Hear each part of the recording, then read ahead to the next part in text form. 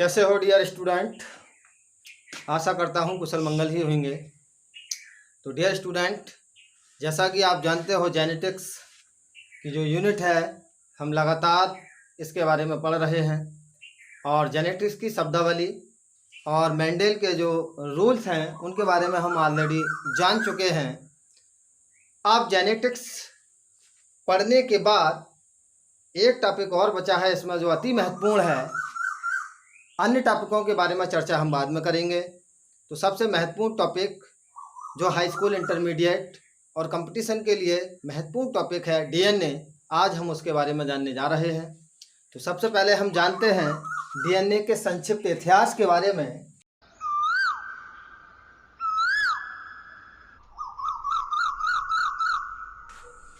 DNA का इतिहास, अगर इसके बारे में चर्चा करें डीएनए के इतिहास के बारे में, तो डियर स्टूडेंट, जैसा कि फर्स्ट ईयर में या 9th में हाई स्कूल में कहीं ना कहीं आपने पढ़ा होगा कोशिका की खोज। और इतना भी आप जान चुके हो कि कोशिकाएं दो प्रकार की होती हैं, मुख्य रूप से प्रोकैरियोटिक सेल्स और यूकैरियोटिक सेल्स। तो कोशिका की अगर खोज के बारे में अगर हम बात करें तो सन 1665 ईस्वी में एक साइंटिस्ट का नाम आपने सुना होगा, रॉबर्ट हुक।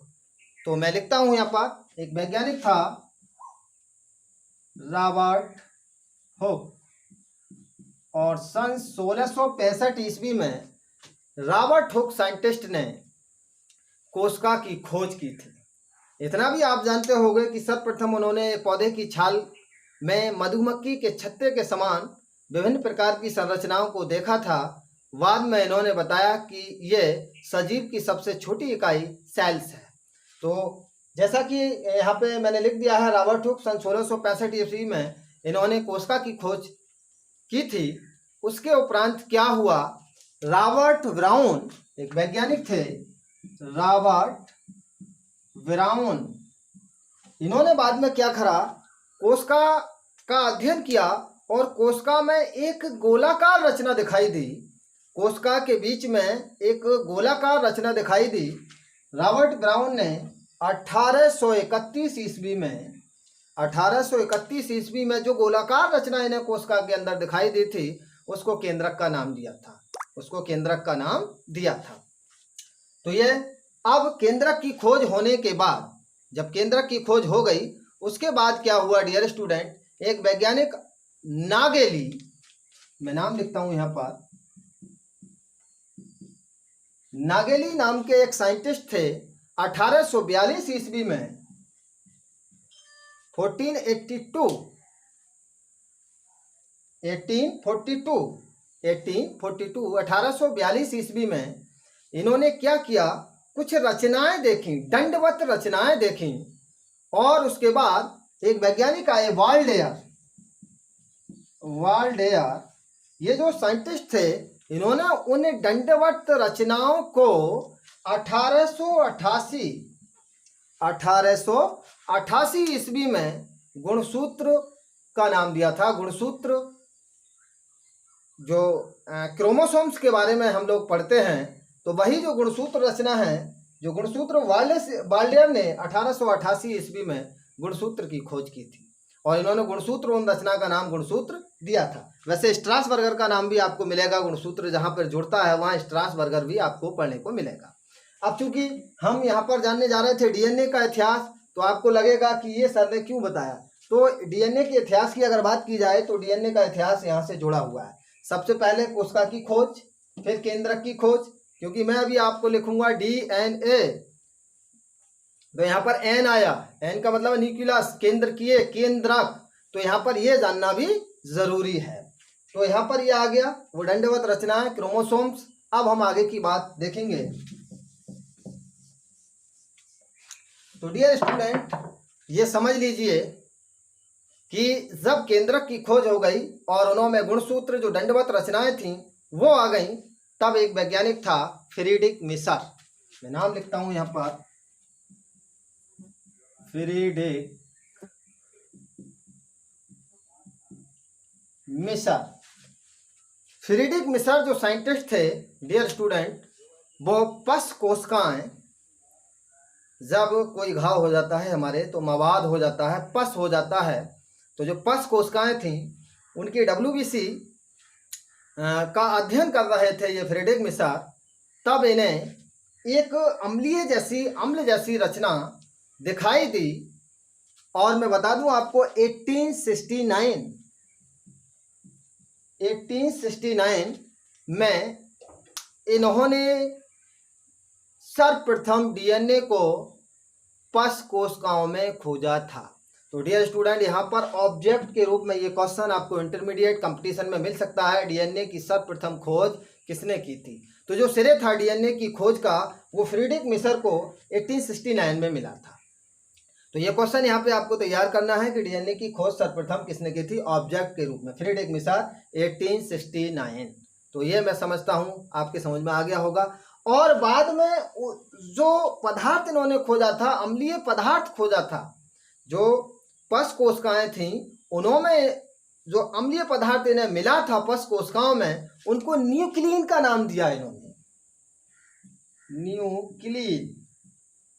न्यूक्लिन का इन्होंने नाम दिया था,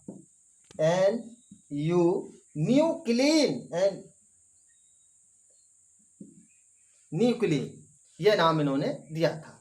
अब आगे क्या था डियर स्टूडेंट, जो पदार्थ इन्हें मिला था न्यूक्लिन, इसमें विभिन्न प्रकार के पदार्थ थे। उनको बाद में एक साइंटिस्ट थे अल्टमान,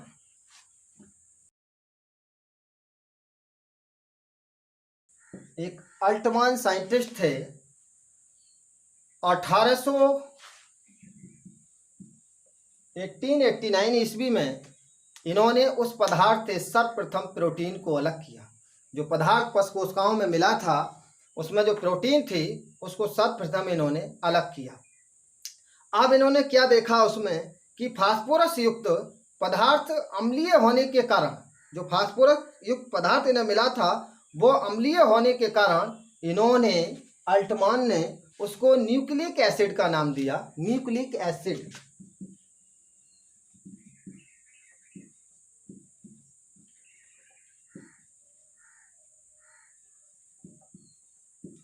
न्यूक्लिक एसिड, न्यूक्लिक अम्ल, अल्टमान 1889 में। अब बाद में क्या होने वाला था, फिर 1893 ईस्वी में एक साइंटिस्ट थे जिनका नाम था कोसेल, एक वैज्ञानिक थे कोसेल। 1893 ईस्वी में इन्होंने, कोसेल ने क्या किया, न्यूक्लिक अम्लों का विखंडन किया। जो न्यूक्लिक अम्ल थे उनका विखंडन किया और विखंडन के दौरान इन्हें 4 प्रकार के नाइट्रोजनी क्षारक, नाइट्रोजनस वेस्ट प्राप्त हुए थे, 4 प्रकार के नाइट्रोजनी वेस्ट। और DNA में आपको पढ़ने को ये मिलेगा। देखिए ये क्या थे, एडेनिन,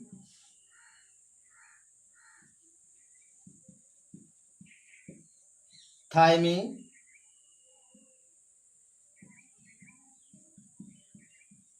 साइटोसिन और गवानीन। ये 4 प्रकार के क्षारक कोसेल ने प्राप्त किए थे।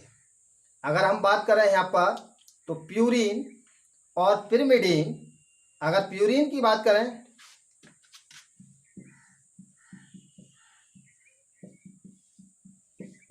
प्यूरिन, एडेनिन और गवानीन, और था एक हमारा पिरिमिडीन। अगर पिरिमिडीन की बात करें हम तो प्यूरिन, एडेनिन और गवानीन, पिरिमिडीन, साइटोसिन और थाइमिन, ये 4 प्रकार के क्षारक, प्यूरिन, एडेनिन और गवानीन, पिरिमिडीन, साइटोसिन और थाइमिन, तो ये 4 प्रकार के जो क्षारक थे ईस्ट में उन्होंने अलग किया था। जो ईस्ट सेल्स होती हैं उनमें इन्होंने अलग किया था। उसके अगर हम बाद की बात करें और आगे अगर हम चलते हैं तो एक वैज्ञानिक थे लेविन 1909,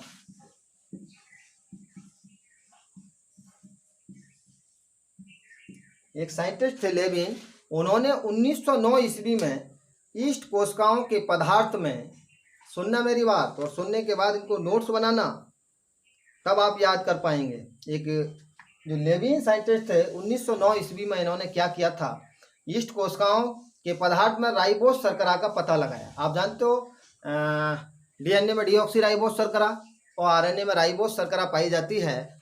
तो यहाँ पर कंपटीशन में पूछ सकता है या वहाँ पूछ सकता है कि ये शर्करा था, डीएनए में जो शर्करा थी उसकी जो खोज की थी वो किसने की थी। तो लेविन ने 1909 ईस्वी में ईस्ट की जो कोशिकाएं थी उनसे एक शर्करा का पता लगाया, राइबोस शर्करा का पता लगाया था। फिर 20 वर्ष के बाद, सुनना मेरी बात को, 20 वर्ष के बाद 20 वर्ष के बाद क्या होने वाला था, 20 वर्ष के बाद 1929, 20 वर्ष अगर हम ऐड करेंगे तो कितना होगा, 1929 ईस्वी में उन्होंने राइबोस शर्करा के अतिरिक्त एक और शर्करा का पता लगाया और वो शर्करा थी डीऑक्सी राइबोस शर्करा, जो डीएनए में पाई जाती है।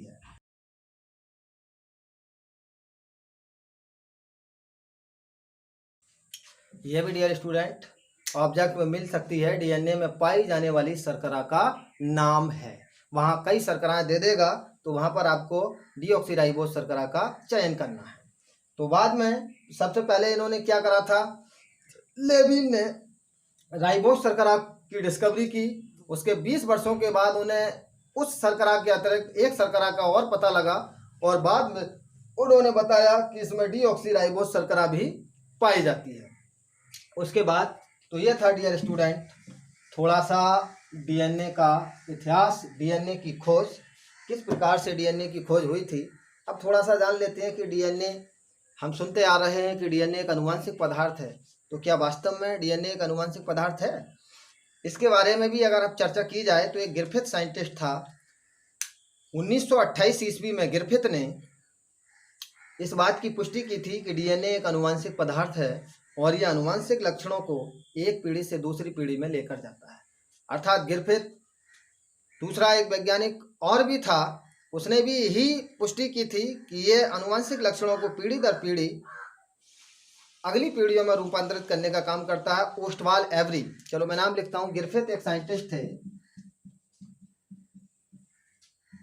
ग्रिफिथ।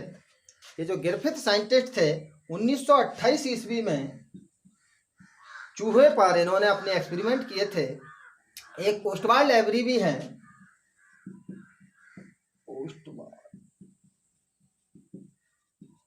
एवरी, इन्होंने भी ठीक वही एक्सपेरिमेंट किए थे जो ग्रिफिथ ने किए थे। अर्थात इन दोनों वैज्ञानिकों ने यह पुष्टि की कि डीएनए ही एक ऐसा पदार्थ है जो आनुवंशिक लक्षणों को एक पीढ़ी से दूसरी पीढ़ी में लेकर जाता है। 1932 ईस्वी में ओस्टवाल एवरी ने भी वही पुष्टि की जो ग्रिफिथ ने अपने प्रयोगों में की थी। तो ये आनुवंशिक पदार्थ के बारे में कि डीएनए आनुवंशिक पदार्थ वास्तव में है, इन वैज्ञानिकों ने अपना एक्सपेरिमेंट किया था। अब जो हमारा अति महत्वपूर्ण टॉपिक है डीएनए की संरचना, उसके बारे में भी जान लेते हैं। इस टॉपिक में सबसे ज़्यादा महत्वपूर्ण है वाटसन और क्रिक का डीएनए का मॉडल, कि डीएनए की संरचना किस प्रकार से होती है। तो जानते हैं डीएनए की संरचना। और डीएनए की संरचना के अगर बारे में चर्चा की जाए तो अलग अलग वैज्ञानिकों ने अलग अलग संरचनाएं प्रस्तुत की हैं, लेकिन सर्वमान्य जो संरचना है वो वाटसन एवं क्रिक क्या दिया हुआ द्विकुंडलित मॉडल वही सर्वमान्य है। तो मैं ज़्यादा चर्चा नहीं करूंगा, वांछित बात करूंगा। तो वाटसन एवं क्रिक के मॉडल के बारे में जान लेते हैं जो उन्होंने 1953 में दिया था।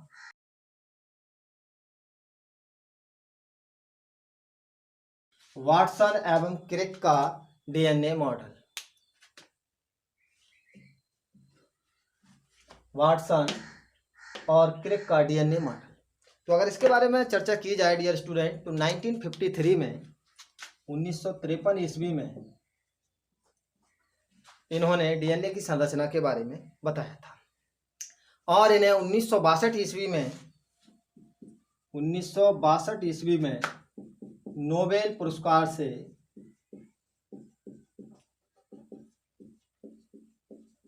सम्मानित भी किया गया था, सम्मानित किया गया। तो जानते हैं कि क्या है डीएनए की संरचना। तो सबसे पहली बात ये जान लीजिए, वाटसन और क्रिक ये कहते हैं कि डीएनए द्विकुंडलीय संरचना है। डीएनए द्विकुंडलीय संरचना है जिसकी आकृति सीढ़ी नुमा होती है। इसकी आकृति देखिए थोड़ा कुछ यूं,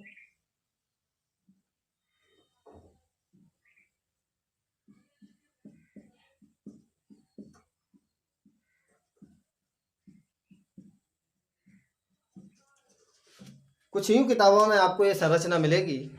तो सबसे पहले जानते हैं कि ये किन चीज़ों से बनी होती है या किन कारकों से बनी होती है। तो सबसे पहली बात यहाँ जान लीजिए,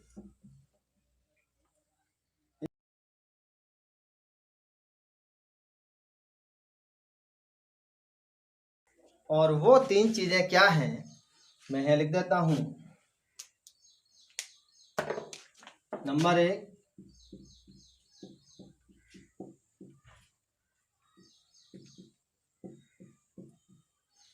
पेंटोज शर्करा। 2,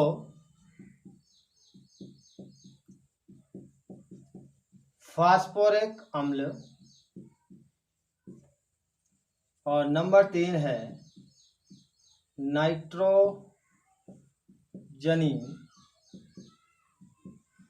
क्षारक। अगर नाइट्रोजनी क्षारक की बात करें तो आप जानी, मैं अभी बता चुका हूं, नाइट्रोजनी क्षारक 2 प्रकार के, प्यूरिन, पिरिमिडीन। प्यूरिन भी 2 प्रकार के और पिरिमिडीन भी 2 प्रकार के, 4 प्रकार के नाइट्रोजनी क्षारक यहाँ पर मिलते हैं। चलो मैं लिख देता हूं यहाँ पर, प्यूरिन, पिरिमिडीन। तो डीएनए वाटसन एवं क्रिक के अनुसार इन तीन चीजों, यह 3 चीजों से डीएनए की संरचना इन 3 चीजों से बनी होती है: पेंटोज शर्करा, फास्फोरिक अम्ल, नाइट्रोजनी क्षारक। नाइट्रोजनी क्षारक प्यूरिन और पिरिमिडीन, प्यूरिन और पिरिमिडीन। अब सबसे पहले यहाँ पे एक बात मैं नोट में लिखता हूँ, ये बात भी बहुत जरूरी है। नोट, डीएनए न्यूक्लियोटाइड का बहुलक माना जाता है।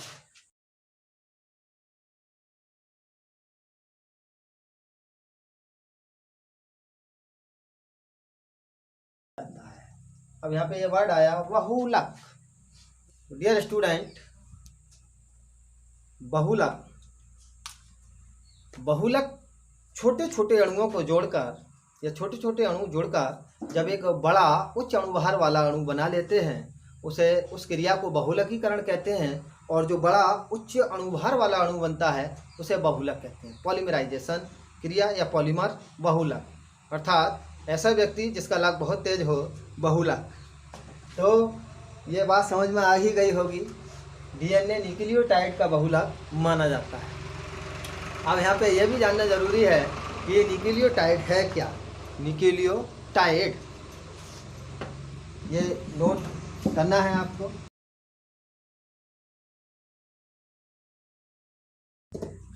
अगर बात करें हम न्यूक्लियोटाइड की, तो न्यूक्लियोटाइड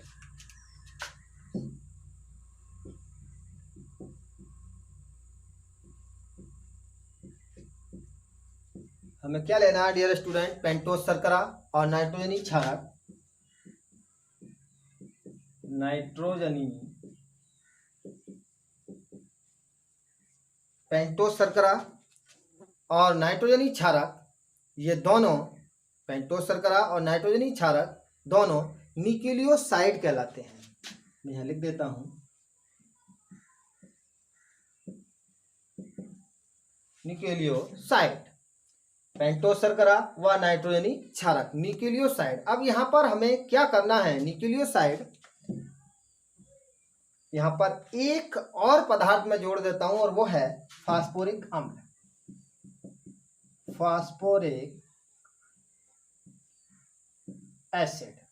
फिर समझना, पेंटोज शर्करा प्लस नाइट्रोजनी क्षारक दोनों मिलकर न्यूक्लियोसाइड बनाते हैं। पेंटोस शर्करा और नाइट्रोजनी क्षारक दोनों मिलकर न्यूक्लियोसाइड बनाते हैं। अब न्यूक्लियोसाइड में फास्फोरिक अम्ल मैंने और ऐड कर दिया। अब यह कहलाएगा न्यूक्लियोसाइड प्लस फास्फोरिक अम्ल, ये कहलाएगा न्यूक्लियोटाइड। न्यूक्लियोटाइड न्यूक्लियोटाइड पेंटोस शर्करा प्लस नाइट्रोजनी क्षारक न्यूक्लियोसाइड, न्यूक्लियोसाइड प्लस फास्फोरिक अम्ल न्यूक्लियोसाइड, न्यूक्लियोटाइड। तो इतना ये आपकी समझ में आ गया होगा। अब हम डीएनए की संरचना के बारे में थोड़ा जान लेते हैं कि ये क्या है, थोड़ा समझ लीजिए। अब डीएनए की जो संरचना है वो न्यूक्लियोटाइडों के जुड़ने से एक लंबा अणु बनता है। और वो कैसे जुड़ी है और ये न्यूक्लियोटाइड कैसे जुड़ते हैं, अब उसके बारे में हम चर्चा करने वाले हैं। ठीक, फास्फोरिक एसिड प्लस डीएनए की चर्चा कर रहे हैं तो डीऑक्सीराइबोस शर्करा,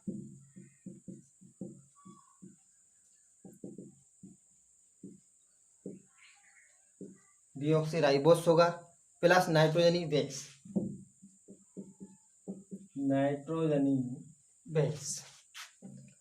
ठीक है, नाइट्रोजनी बेस, डीऑक्सीराइबोस शर्करा और फास्फोरिक एसिड। ठीक है, अब मैं इनको कुछ यूं लिखता हूं, फास्फोरिक एसिड पी, डीऑक्सीराइबोस शर्करा, फिर समझ लें deoxyribose sugar S, phosphoric acid sugar, नाइट्रोजनी बेस एन। अब इनकी दूसरी श्रृंखला मैं इनका अपोजिट, देखिए मैं कि समझाऊंगा आगे क्या होने वाला है। यहां पर एन, एस और पी कुछ यूं निकल के आया। एक न्यूक्लियोटाइड ये,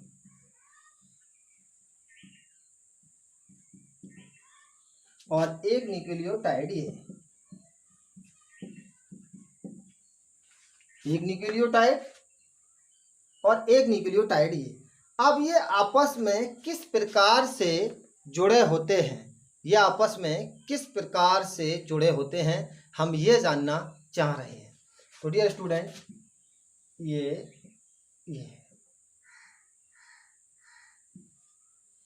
देखिए डियर स्टूडेंट, अब यहां पर ये समझ लीजिए, ये श्रृंखला, ये चैन फास्फोरिक एसिड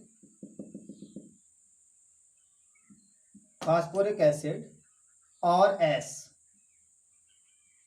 पी एस, मैंने लिखा है यहां पर फास्फोरिक एसिड और शुगर, फास्फोरिक एसिड और sugar P S, phosphoric acid और शुगर। अब ये रचना हम कुछ यूं समझते हैं, ये मैंने एक दो डंडे बनाए हैं, ये दोनों डंडे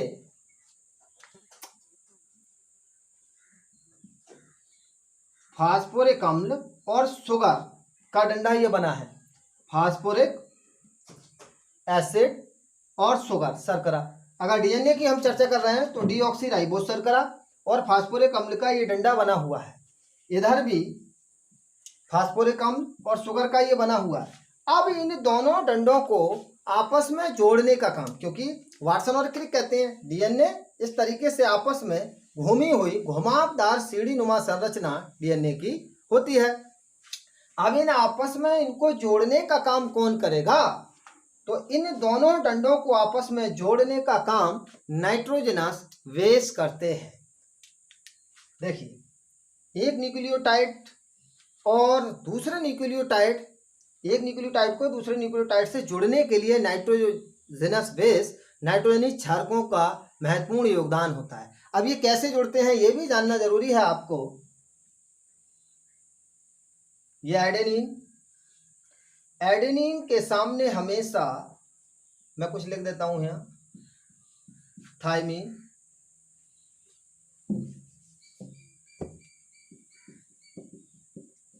एडेनिन, एडेनिन क्षारक के सामने हमेशा एडेनिन क्षारक के सामने हमेशा थाइमिन, या थाइमिन क्षारक के सामने हमेशा एडेनिन क्षारक होता है। ग्वानिन क्षारक के सामने हमेशा साइटोसिन, ग्वानिन और साइटोसिन, ग्वानिन क्षारक के सामने हमेशा साइटोसिन क्षारक लगा होता है। तो ये जोड़ने का क्रम आपको हमेशा याद रखना है। एडेनिन के सामने थाइमिन और ग्वानिन के सामने साइटोसिन, ये महत्वपूर्ण बात है। अब एक मैं क्वेश्चन देखिए आपको देता हूं जो कंपटीशन में हमेशा आता है और इंटरमीडिएट में भी मिल सकता है। मान लीजिए, ध्यान से समझेंगे, AT, उन्होंने कुछ बोर्ड में यूं दिया ATG, ये दे दिया ATG, इनका कॉम्प्लीमेंट्री स्ट्रैंड, फोटो स्टेट वाला स्ट्रैंड विकल्प में दे सकता है या वो पूछ सकता है कि ATG का कॉम्प्लीमेंट्री स्ट्रैंड आप बताइए, तो आप यहाँ से इसका आंसर लेंगे।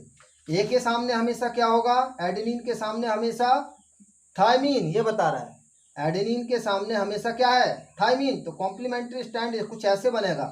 थाइमिन के सामने हमेशा कौन है, एडेनिन, और ग्वानिन के सामने कौन है हमेशा, सी। तो आपको वो कोई सा क्वेश्चन दे सकता है, any other question, complementary stand तो आप यहाँ से याद रखेंगे, तो इसका आंसर आपको कहाँ मिलेगा, यहाँ से मिलेगा। ठीक है बेट, डियर स्टूडेंट, ओ सॉरी, थाइमिन के सामने, ये मैंने सही कर दिया है, दुरुस्त कर दिया है, तो गलतियां हो जाती हैं कोई, लेकिन मैंने तुरंत इसको देख लिया। तो यहाँ पर क्योंकि ये टी है तो टी के सामने ये आएगा, जी के सामने सी, ठीक है, तो ये कॉम्प्लीमेंट्री स्टैंड आपका आ गया है। ठीक है, ये समझ में आ गया होगा आपके।